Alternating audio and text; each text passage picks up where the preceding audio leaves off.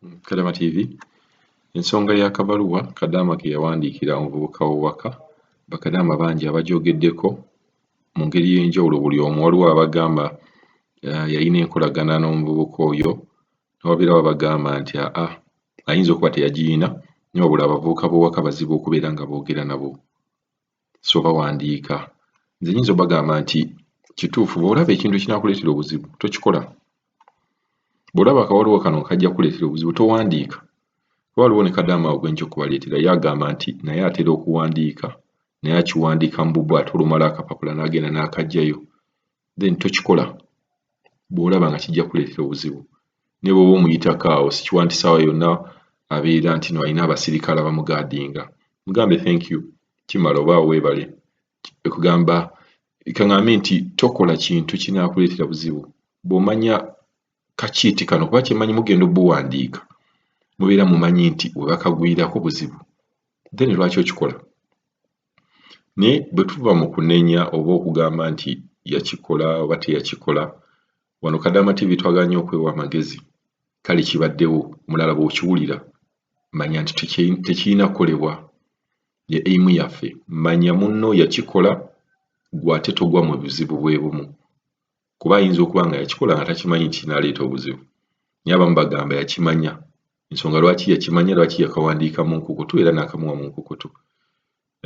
Kadaama ono yampeereza akabaluwa ke yawandiika, naye akabaluwa ke yawandiika tekaalimu nnyo ngeri gye abantu abasinga gye balowooza nti balina enkolagana, kuba akabaluwa nkalina wano ne kansukumidde.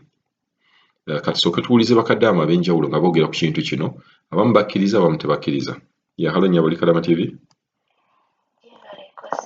Kadaama TV, webale tuweereza, webale tubeererawo bambi Mukama akuwa omukisa. Ndiko oyo omuwala ow'akabaluwa yawandiikira omulenzi akabaluwa, agambye mbuno Katonda yamulootesa n'amulaga intaneti weeri, n'agendayo n'agiggyayo. Bannaye Katonda naye alabye bannaye. Kituufu ye Mukama waffe, naye maama ebimu tumuwaayiriza. Ongamba otya nti Katonda yakulooteza wali intaneti n'ogendayo n'ogiggyayo, wabeereko awalala, naye mu kisenge ky'abalenzi?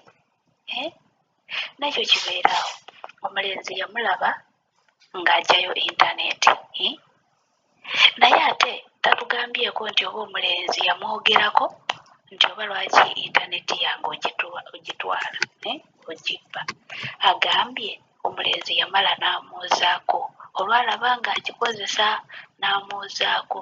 Oba okitegeera, abawala abava e Uganda tetuwulira.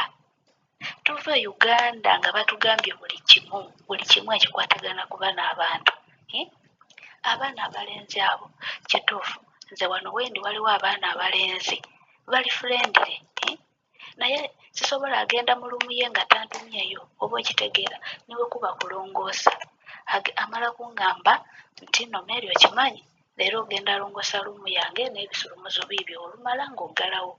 Okitegeera, bano abantu ate wobalaga nti obeewa nnyo, nabo ate naddala ng'oba abalenzi bakutwala ng'oba ekiki, simanyi nakumanya.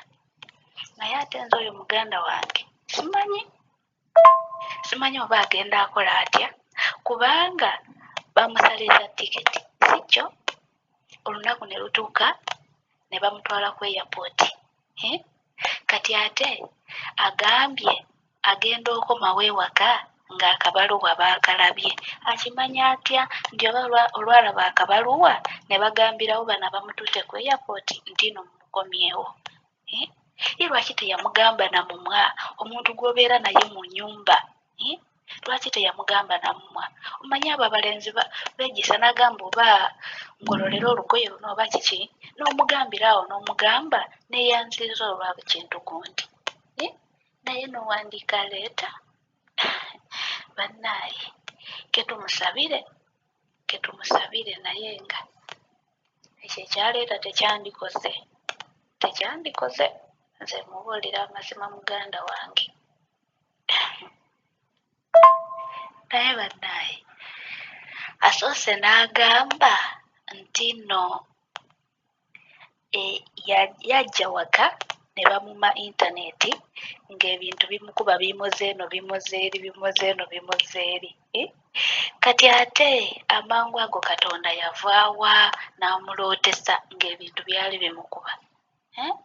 Bannaaye kituufu Mr. Kadaama twogerengako amazima nga bwe gali mu bulambulukufu bwago.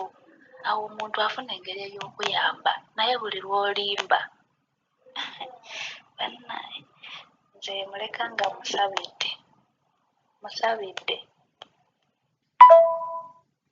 kibaliko Mr. Kadaama TV.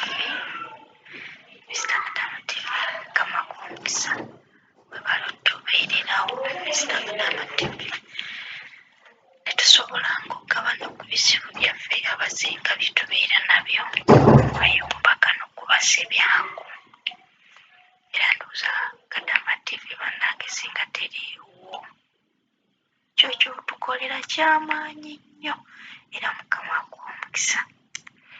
Mr. Kadaama TV nteesa ku mwana omuwala eyagambye mbu baali tebamuwa wifi n'agenda mu kisenge ky'abalenzi n'abbayo wifi. Mr. Kadaama TV munsonyiwe okwogera kino nga bw'ogambye nti singa tubeeranga n'ekizibu nga kitutuuseeko tubeere beerufu nga twogera ebiba bitutuuseeko ekintu ekyo tukireete mu butereevu okusinga we tukiyita ebbalibbali. Nze munsonyiwe okwogera bwe nti nga bwe nkirowooza. Mr. Kadaama TV wifi ebeera ku ssimu, waliwo ne wifi ennene ze bakozesa mu maka. Kati omwana omuwala ono bw'aba yagenda okufuna wifi mu kisenge ky'abalenzi, bw'ebanga bino bye batugamba okubba wifi nti ogenda kw'esimu ennene n'ogikebera emabega n'okubako akafaananyi nga bw'onookuba ku ssimu ku wifi ng'oyagala okufuna screenshot.